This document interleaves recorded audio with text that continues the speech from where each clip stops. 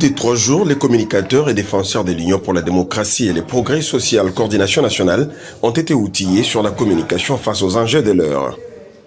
Une thématique qui a été décortiquée par des éminents orateurs cadres du parti, notamment le secrétaire général adjoint de l'UDPS, Tshisekedi Jean Tezo, le secrétaire national du parti présidentiel en charge des questions juridiques, Évariste Kalala, et Bibiche Kabengele, chargé des relations publiques du chef de l'État. Pour éviter justement que tout ça Ce dimanche 8 février 2026 sonne la clôture de cette première série de formations. Mais ce jour sera aussi marqué par la présence d'un invité spécial, l'UDPS Trésor Mwamba, affectueusement appelé Océan de la Sagesse.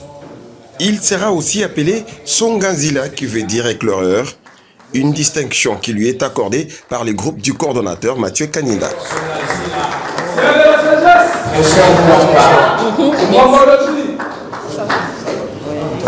Merci beaucoup. Se servant d'une approche d'apprentissage fondée sur la compréhension directe, l'oratrice principale a au cours de ce 3e jour insisté sur les 5 rôles majeurs d'un communicateur, à savoir éclaireur, attaquant, défenseur, conservateur et kamikaze.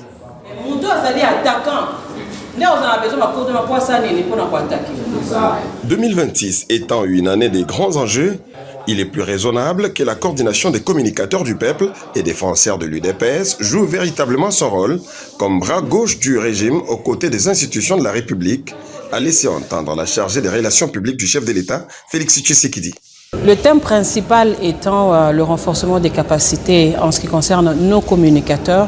L'idée générale, c'était d'apporter des outils nécessaires et importants afin d'améliorer, n'est-ce pas, le mécanisme de communication pour le parti, mais aussi pour le pays. On a commencé avec l'historique du parti parce que c'est très important de comprendre d'où est né l'UDPS de 61 jusqu'en 2026. C'était très important. Et j'estime qu'en tant que communicateur, si vous n'avez pas cette doctrine ou si vous n'avez pas une certaine idéologie du parti, ça sera difficile pour vous de défendre même le régime actuel. Nous avons parlé de tout ce qui est code numérique, c'est-à-dire la responsabilité de chaque communicateur. On parle plus de ceux-là qui communiquent à travers les réseaux sociaux. Ils doivent comprendre que la communication est une arme très puissante, mais à double sens. Donc lorsqu'elle est mal utilisée, elle se retourne contre nous. Lorsqu'elle est bien utilisée, elle atteint sa cible et il y a des résultats. Et en fin de compte, il fallait comprendre le mécanisme sur lequel il fallait se baser pour travailler la communication, c'est-à-dire le rôle, les différents rôles pour l'armée que nous appelons l'armée numérique. On a énuméré 5 rôles. On a le rôle de l'éclaireur, on a expliqué, on a donné des exemples, ils ont compris. On a parlé du rôle de l'attaquant, on a expliqué, on a donné des exemples. On a parlé du rôle de défenseur, c'est-à-dire communicateur-défenseur.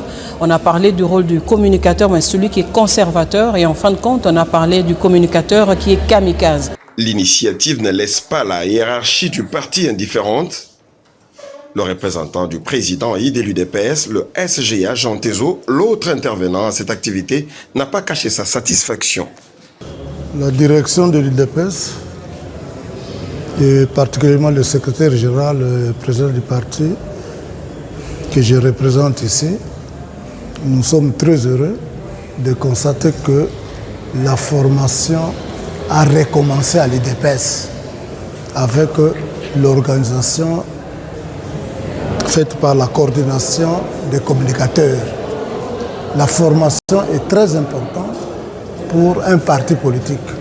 Sans formation, on va se comparer comme les singes qui grimpent dans la forêt.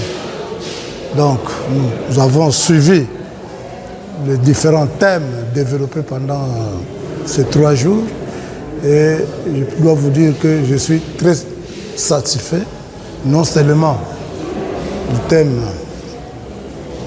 prévu par l'organisateur tel que l'historique du parti et les principes de communication, etc., la déontologie, les valeurs, la communication, les valeurs sociodémocrates, tout ça. Donc, le parti est relancé. On ne peut pas être dans un parti politique et sans respecter l'idéologie. On est soit de ces partis, avec son idéologie, ou on est ailleurs. Donc là, nous serons rigoureux. La série sur les gâteaux sera la remise de brevets, gilets et képis aux participants, suivi d'une photo de famille. Occasion pour les désormais Songanzila des communicateurs du parti au pouvoir, Trésor Mamba, de prodiguer des conseils stratégiques à cette vague des communicateurs du mât formé, histoire d'optimiser la performance. Et il y a lieu aussi de remercier d'abord cette organisation. Je pense au coordonnateur, M. Mathieu Kaninda, avec cette très belle initiative avec tous nos camarades combattants, communicateurs. Je les appelle tous d'être ensemble, unis, et remercions aussi par la même occasion le secrétaire général président Aïe qui a décidé d'accompagner par plusieurs formes de procédures cette organisation et notre implication personnelle. Encore une fois, remercier surtout la formatrice qui a donné une formation de très haute qualité. Et voilà, j'appelle tous les combattants et rassurant que cette formation ne s'arrête pas qu'à Kinshasa. Il sera pris des stratégies avec la compagnie de la haute hiérarchie du parti pour que ça soit déployé comme ça en province. Et par là, nous appelons les communicateurs de s'organiser et de rester disciplinés, comme l'a rappelé le secrétaire général ainsi que madame la formatrice. Le seul conseil que je puis donner aux communicateurs, c'est d'être sérieux, d'être patient. Plusieurs exemples ont été donnés par le secrétaire général adjoint, rappelant l'historicité de notre parti.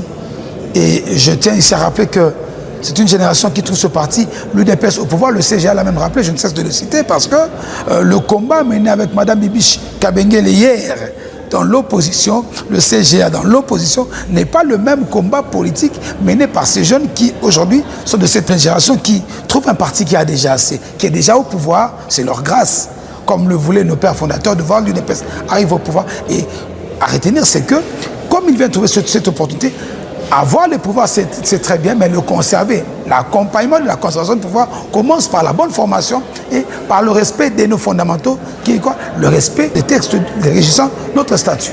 Après la capitale, la formation devra s'étendre à d'autres provinces dans les jours à venir. Qui commence bien, finit bien. C'est sur une note plus positive que cette première édition de formation des communicateurs au sein de l'UDPS s'est clôturée.